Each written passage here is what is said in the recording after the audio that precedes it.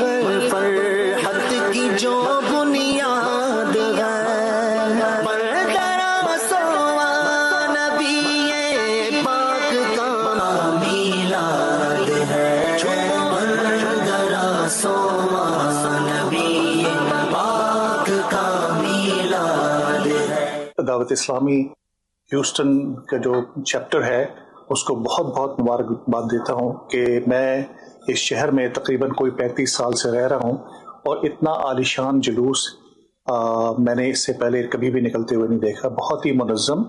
اور کیونکہ میں خود پولیس چیف ہوں تو میں نے بہت سارے فیڈ بیکس میرے پاس آئے، انہوں نے بتایا کہ بہت ہی منظم جو ہے وہ جلوس ہے۔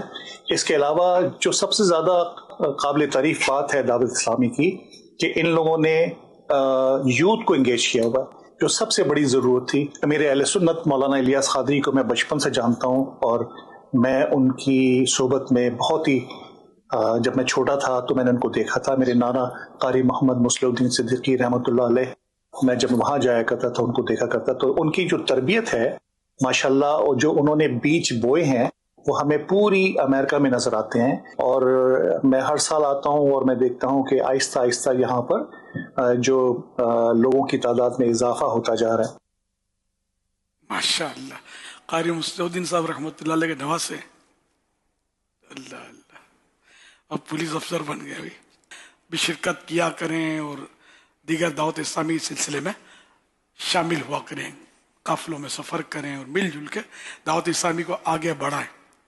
میں آپ کے نانا جان کی صحبت میں بہت رہا ہوں اور مسلک میں ان کی صحبت میں رہ کر بڑی پختگی ملی ہے مجھے الحمدللہ۔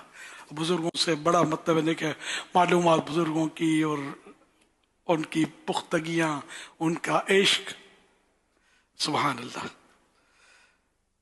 اللہ غریق رحمت فرما آپ کے نانا جان کو رحمت اللہ تعالی علیہ۔